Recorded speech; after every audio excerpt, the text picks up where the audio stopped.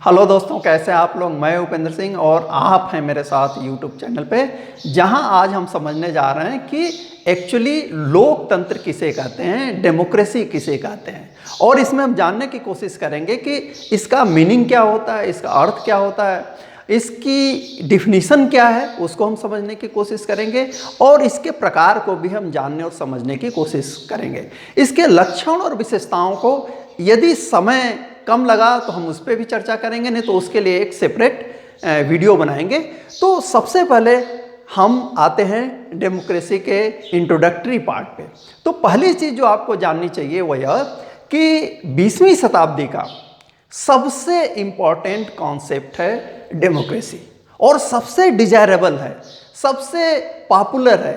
क्योंकि डेमोक्रेसी क्या हो गई, एक गवर्नमेंट के स्वरूप के रूप में, as a form of government आप कह सकते हैं कि democracy is one of the most popular form of government. तो यह इतनी पॉपुलर हुई कि उदारवादी जो देश हैं वे तो अपने को कहते ही हैं कि हम डेमोक्रेटिक हैं, लोकतांत्रिक हैं। लेकिन जो सैनिक शासक हैं, जो साम्यवादी हैं, चाहे चाइना या भूतपूर्व सोवियत संघ की आप बात करें, या जो तानाशाह हुए हैं, मुसोलिनी भी कहता था कि हमारा जो शासन व्यवस्था है, यानी जो फासिस्ट इटली थी, उसको कहता था कि हमारी शासन व्यवस्था रियलाइजेशन ऑफ ट्रू डेमोक्रेसी है। यानी सच्चा लोकतंत्र की अनुभूति यदि आपको करनी है तो आपको इटली में जाना होगा। यही दावा हिटलर भी कर सकता था, यही दावा स्टालिन और लेनिन भी करते थे, और यही दावा आज चाइना भी करता है। लेकिन इससे एक समस्या ये पैदा हुई कि डेमोक्रेसी को ले करके एक प्रकार से ये एक बड़ा कंफ्यूजिंग टर्मिनोलॉजी बन गई। हर व्यक्ति ने अपने तरीके से या हर विचारधारा ने अपने तरीके से इसको डिफाइन करने की कोशिश की, लेकिन उस पर हम बाद में आएंगे। अभी हम इसके मीनिंग को समझने की कोशिश करते हैं कि इसका अर्थ क्या है। तो अर्थ को जानने का एक तरीका तो यह है कि डेमोक्रेसी की रूट को यदि हम जान लें कि यह शब्द कहाँ से आया, तो शायद हमारे लिए एक सहज रास्ता होगा यह समझने के लिए कि डेमोक्रेसी या लोकतंत्र किसको कहते हैं। तो लोकतंत्र की जो अंग्रेजी है आप जानते हैं कि यह है डेमोक्रेसी, लेकिन यह इंग्लिश का वर्ड है और इंग्लिश बाद में आई। तो यह डेमोक्रेसी कहाँ से आई, तो इसके लिए आपको चलना पड़ेगा यूनान में, जो प्राचीन ग्रीस है, वहाँ आपको जाना पड़ेगा, क्योंकि वहीं से पॉलिटिकल साइंस शुरू हो रही है और वहीं से डेमोक्रेसी का कॉन्सेप्ट भी आ रहा है। तो डेमोक्रेसी दो शब्दों से, जो दो यूनानी शब्द हैं, वह है, एक है डेमोस और दूसरा जो शब्द है वह है क्रेटिया। एक दूसरा भी शब्द इसको आप जोड़ सकते हैं, क्रेटोस, और इसका मतलब होता है रूल, शासन, जिसको कहते हैं शासन, और दूसरा मतलब होता है पावर। और डेमोस का मतलब क्या होता है, डेमोस का मतलब होता है पीपल या जनता। तो ये कैसे शब्द हैं, ये हैं यूनानी, जिसको आप कहते हैं ग्रीक वर्ड है। तो ग्रीक वर्ड जो इसकी ओरिजिन है उसके आधार पे आप क्या कह सकते हैं कि यह क्या है, शासन है किसका, जनता का। तो दो चीजें आप कह सकते हैं, रूल ऑफ द पीपल, यानी जनता का शासन, और दूसरा कह सकते हैं पावर ऑफ द पीपल, यानी जनता की शक्ति, जनता की शक्ति। दोनों का जो इसेंस हुआ वह क्या हुआ कि डेमोक्रेसी एक ऐसी गवर्नमेंट है, एक ऐसी फॉर्म ऑफ गवर्नमेंट है जिसको आप कह सकते हैं कि वहाँ कौन शासन करता है, जनता शासन करती है, रूल ऑफ द पीपल है, आम आदमी शासन करता है। और दूसरे में आप कह सकते हैं कि जो शासन या गवर्नमेंट की पावर है, पावर ऑफ द पीपल, वह पावर कहाँ पे एग्जिस्ट करती है, कहाँ वेस्टेड है, वह है पीपल में, यानी जनता में, डेमोस में। तो आप सामान्य रूप से यही कह सकते हैं कि डेमोक्रेसी क्या है? जनता का शासन है। एक पंक्ति में कोई पूछे तो आपको यही कहना है कि डेमोक्रेसी क्या है? रूल ऑफ द पीपल है। लेकिन इसके साथ साथ हमें यह भी जानना होगा कि जब अनेक लोगों ने, सभी लोगों ने ये कहा कि नहीं हम भी डेमोक्रेटिक हैं, हम भी डेमोक्रेटिक हैं, तो उसको लेकर के अलग अलग विचारधाराएं आए। तो लोकतंत्र में जो पहला कॉन्सेप्ट डेवलप होता है उसको हम कहते हैं लिबरल डेमोक्रेसी,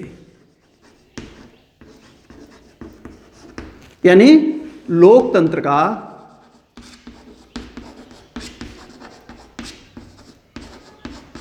उदारवादी सिद्धांत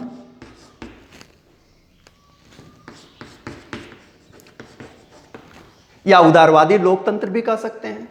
इस लिबरल डेमोक्रेसी में जो आप आधुनिक युग में मानते हैं कि ये किससे शुरू हुई?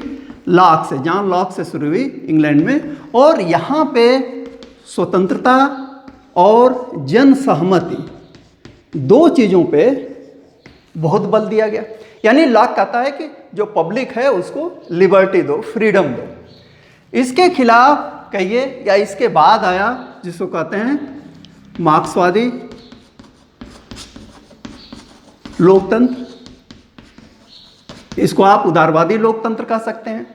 मार्क्सवादियों ने, कार्ल मार्क्स ने क्या कहा कि ये जो उदारवादी लोकतंत्र है यह ठीक नहीं है, क्योंकि ये ओपन मार्केट इकोनॉमी को जन्म देता है जिसमें अमीर अमीर हो जाता है, गरीब गरीब हो जाता है। तो इन्होंने स्वतंत्रता पर बल दिया और इन्होंने समानता पर बल दिया।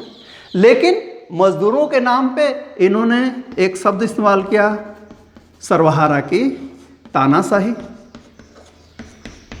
Dictatorship of proletariat. और वेस्ट ने या लिबरल जो थिंकर थे उन्होंने इस तानाशाही शब्द के आधार पे जो मार्क्सिस्ट डेमोक्रेसी थी उसको पूरी तरीके से नकार दिया। क्यों? क्योंकि जहां तानाशाही है, चाहे वह किसी दल की हो, चाहे किसी व्यक्ति की हो, चाहे वर्ग की हो, वहां लोकतंत्र नहीं हो सकता। फिर एक तीसरा सिद्धांत आता है जिसको हम कहते हैं एलीट थियरी या विशिष्ट वर्ग का सिद्धांत।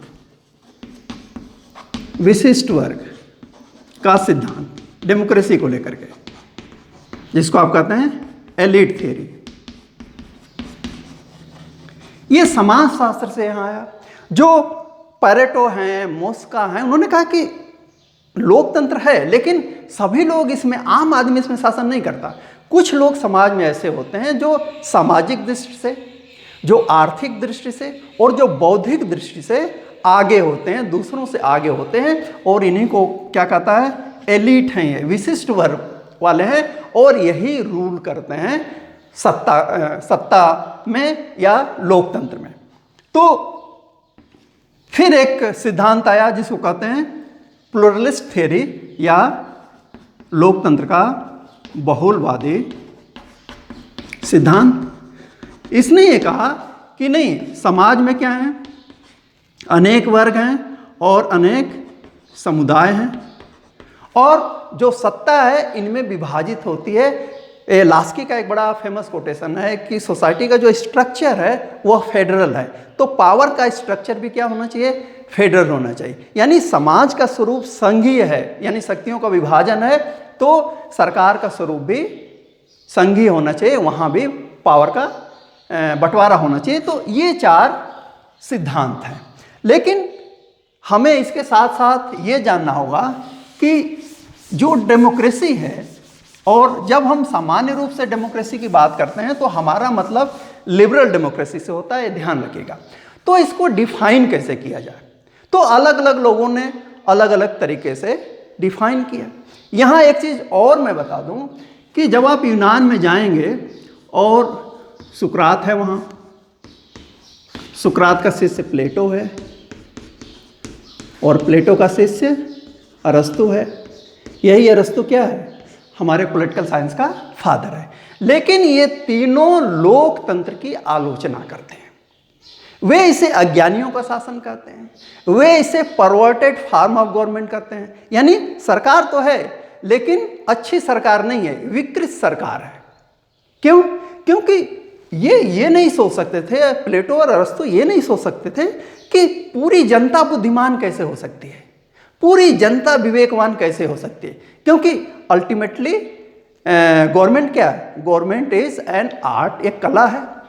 कला है तो जैसे सभी लोग चित्र नहीं बना सकते, सभी लोग म्यूजिक नहीं बजा सकते, सभी लोग गाना नहीं गा सकते, उसी तरीके से सभी लोग सरकार भी नहीं चला सकते। तो सरकार कौन चलाएगा, जिसके पास विवेक हो। तो इन्होंने सामान्य रूप से क्या किया, लोकतंत्र की आलोचना की, लोकतंत्र को एक प्रकार से अज्ञानियों का शासन कहा। लेकिन जब हम जिस लोकतंत्र की बात करते हैं वह बात करते हैं आधुनिक लोकतंत्र, और इसके लिए एक परिभाषा सीले ने दी है। सीले ये कहते हैं कि लोकतंत्र एक ऐसी शासन प्रणाली है जिसमें एवरीवन हैज अ शेयर। यानी लोकतंत्र क्या है, एक ऐसा सरकार है, ऐसी शासन प्रणाली है जिसमें सबका हिस्सा है, सबका हिस्सा है, शेयर। कैसे, ऐसे समझिए कि आपने किसी व्यक्ति को एमपी के लिए वोट दिया, वो जीते या हारे अलग बात है। आपकी पार्टी की सरकार है, आपकी समर्थित पार्टी की सरकार है, या आपके विरोधी पार्टी की सरकार है। लेकिन जब संसद चलती है, कोई कानून बनता है, तो वह पूरे संसद द्वारा पारित होता है। तो चाहे आप पक्ष में हो, चाहे आप विपक्ष में हो, आप अपने वोट के माध्यम से, चाहे समर्थन में चाहे विरोध में, आप उस प्रक्रिया में शामिल होते हैं। हर व्यक्ति वोट करता है, चाहे वह सामान्य इलेक्शन हो या फिर संसद में कानून बनाने की बात हो। तो इस तरीके से सबका क्या है, लोकतंत्र में एक हिस्सा है। दूसरी चीज, एक ब्राइस है। ब्राइस ने यह कहा कि हेरोडोटस के समय से, और इसका समय है 484 से 425 BC। उन्होंने कहा, ब्राइस ये कहते हैं कि हेरोडोटस के समय से ही लोकतंत्र एक ऐसी शासन प्रणाली के रूप में यूज किया जाता है शब्दावली, जिसमें जो राज्य की नियामक सत्ता है, आपको विशेष शब्दों पर ध्यान देना चाहिए, बाकी डिफिनीशन आप अपने आप याद कर सकते हैं। राज्य की नियामक सत्ता, नियामक सत्ता का मतलब क्या होता है, जो पूरे सोसाइटी को, पूरे स्टेट को रेगुलेट करती है, नियमित करती है, कंट्रोल करती है। यह जो राज्य की नियामक सत्ता है, रेगुलेटरी पावर है, या जो कंट्रोलिंग पावर है, वह कहता है कि किसी वर्ग में नहीं होती, किसी वर्ग विशेष में नहीं होती, और न ही वर्गों में होती है। तो फिर किस में होती है, वह कहता है कि संपूर्ण समाज में, संपूर्ण समाज में वह राज्य की नियामक सत्ता निहित होती है। लेकिन आप जानते हैं कि सबसे जो प्रसिद्ध डिफिनीशन है वह है अब्राहम लिंकन की। उन्होंने क्या कहा कि जो डेमोक्रेसी है वह एक ऐसी फॉर्म ऑफ गवर्नमेंट है, यानी एक ऐसी शासन प्रणाली है जो तीन बातें वो कहता है। जनता का शासन, गवर्नमेंट ऑफ द पीपल। दूसरा, जनता के लिए शासन। और तीसरी बात कहता है जनता के द्वारा शासन, यानी government of the people, for the people और बाय द पीपल। तो ये सबसे पॉपुलर है, और डेमोक्रेसी के इसेंस को समझने के लिए लिंकन की परिभाषा सबसे श्रेष्ठ है। और इससे यही पता चलता है कि डेमोक्रेसी क्या है, जनता का शासन है। इस हेरोडोटस के बारे में एक बात याद आ गई, मैं बता दूं कि जैसे एरिस्टोटल को, यानी अरस्तु को हम फादर ऑफ पॉलिटिकल साइंस कहते हैं, हेरोडोटस को हम कहते हैं फादर ऑफ हिस्ट्री। ये भी पूछ सकता है आपसे, तो इसको नोट कर लें, फादर ऑफ हिस्ट्री कहा जाता है हेरोडोटस को। हेरोडोटस ने पहली बार डेमोक्रेसी शब्द का इस्तेमाल किया था, इसीलिए ब्राइस उस अपनी डिफिनीशन में हेरोडोटस का नाम ले रहे हैं। अब जैसा मैंने कहा था कि डेमोक्रेसी के कई रूप हो सकते हैं, तो यहाँ हम दो रूपों की बात करेंगे। एक को हम कहते हैं प्रत्यक्ष प्रजातंत्र या डायरेक्ट डेमोक्रेसी, और दूसरे को कहते हैं अप्रत्यक्ष प्रजातंत्र या इनडायरेक्ट डेमोक्रेसी। अप्रत्यक्ष और प्रत्यक्ष। अब इसका सबसे सीधा यदि हम कहें तो जब सरकार है और जनता के बीच कोई मध्यस्थ नहीं है, कोई प्रतिनिधि नहीं है, कोई राजनीतिक दल नहीं है, जहां जो जनता है सीधे सरकार या गवर्नमेंट की पॉलिसी मेकिंग में यानी नीति निर्धारण में, कानून के निर्धारण में भाग ले रही है, तो वहां आप कहेंगे कि यह क्या है, प्रत्यक्ष प्रजातंत्र या डायरेक्ट डेमोक्रेसी। क्यों? क्योंकि जनता सरकार में डायरेक्टली इन्वॉल्व हो रही है। लेकिन ध्यान रखिए, ये चीज़ प्लेटो और एरिस्टोटल के समय जो डेमोक्रेसी का जो भी रूप था, क्योंकि आज की तरह की डेमोक्रेसी 2500 साल पहले नहीं हो सकती थी, लेकिन जनसंख्या कम थी, लोग कम थे, मुश्किल से 5000 10,000 ऐसे लोग थे एथेंस में प्लेटो और एरिस्टोटल के समय जो सिटीजन थे। तो उन 5000 10,000 लोगों को एक जगह इकट्ठा करना संभव था। लेकिन आपके यहाँ तो पिछला जो इलेक्शन हुआ था उसमें जो वोटर थे उनकी संख्या कितनी थी? 96 करोड़ थी। और मैं सच कहता हूँ कि यदि प्लेटो और एरिस्टोटल यहाँ आ जाते, अभी आ जाएं, और उनको आप बताएं कि भाई भारत में 96 करोड़ वोटर हैं, जनसंख्या तो छोड़ दो, जनसंख्या तो 1.5 अरब है, तो मैं सच कहता हूँ प्लेटो और एरिस्टोटल बेहोश हो जाएंगे, उनको मूर्छा आ जाएगी। मान कर चलिए, अच्छा है कि वो बहुत पहले चले गए ऊपर। तो कहने का मतलब यह है, जनता और सरकार के बीच किसी प्रकार का कोई मीडिएटर नहीं होना चाहिए, तो उसको हम डायरेक्ट डेमोक्रेसी कहते हैं। पुराने ज़माने में थी, और आज के समय में एक स्टेट है स्विट्जरलैंड, और जब हम पॉलिटिकल साइंस में स्टेट शब्द बोलते हैं तो उसका मतलब होता है देश से। तो स्विट्जरलैंड में डायरेक्ट डेमोक्रेसी की कुछ संस्थाएं हैं, अदरवाइज बाकी दुनिया में आज की डेट में कहीं नहीं है। और इसी का उल्टा अप्रत्यक्ष प्रजातंत्र होता है, यानी जब सरकार और जनता के बीच कौन आ जाता है?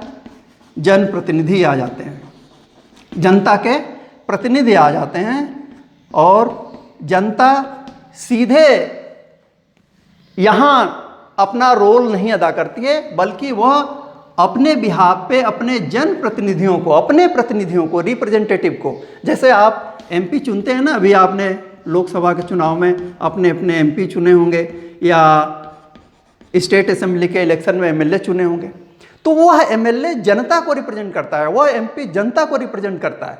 इसीलिए पॉलिटिकल पार्टी बीच में आ गई। पुराने ज़माने में पॉलिटिकल पार्टी नहीं होती थी। तो जब जनता और सरकार के बीच जनप्रतिनिधि हों तो हम उसको कहते हैं अप्रत्यक्ष लोकतंत्र, इनडायरेक्ट डेमोक्रेसी। इसीलिए अनेक जगहों पे इसे हम प्रतिनिधित्वात्मक लोकतंत्र भी कहते हैं, रिप्रेजेंटेटिव डेमोक्रेसी या रिप्रेजेंटेटिव गवर्नमेंट भी कहते हैं। तो ये दो फॉर्म है। अब बचता ये है कि आखिर किन आधारों पे हम कहेंगे कि कहाँ लोकतंत्र है, कहाँ लोकतंत्र नहीं है। मैंने कहा आज की डेट में चाइना भी कहता है कि हम डेमोक्रेसी हैं, ब्रिटेन भी कहता है कि डेमोक्रेसी है, अमेरिका भी डेमोक्रेसी है, हम भी डेमोक्रेसी है। लेकिन हम क्यों नहीं मानते कि चाइना में डेमोक्रेसी है? क्यों? क्योंकि कुछ जो बेसिक एलिमेंट हैं, यानी जो लक्षण हैं, जो विशेषताएं हैं, उनको हमें देखना पड़ेगा, उस कसौटी पे हमें कसना पड़ेगा। यदि वे चीज़ें कहीं मिलती हैं तो हम कहेंगे कि वहाँ क्या है, लोकतंत्र है, और नहीं मिलती है तो हम कहेंगे कि वहाँ लोकतंत्र नहीं है। लेकिन वह हम अगले वीडियो में बताएंगे आपको, क्योंकि यह वीडियो लंबा हो जाएगा। तो आज हमने सिर्फ ये समझाने की कोशिश की कि डेमोक्रेसी क्या है। तो डेमोक्रेसी है जनता का शासन, और इसकी जो डिफिनीशन है वह यही है, लिंकन वाली याद कीजिए, जनता का जनता के लिए, जनता के द्वारा। और इसके दो फॉर्म हैं, प्रत्यक्ष और अप्रत्यक्ष। पुराने ज़माने में यूनान में जो सिटी स्टेट थे वहाँ डायरेक्ट डेमोक्रेसी थी, और आज की डेट में स्विट्ज़रलैंड में कुछ जगहों पे जो डायरेक्ट डेमोक्रेसी के एलिमेंट हैं। अदरवाइज सभी देशों में इंक्लूडिंग इंडिया कौन सा शासन है? अप्रत्यक्ष प्रजातंत्र है। तो मुझे उम्मीद है कि आपको यह वीडियो अच्छा लगा होगा। देखते रहिए, पढ़ते रहिए। Thank you very much.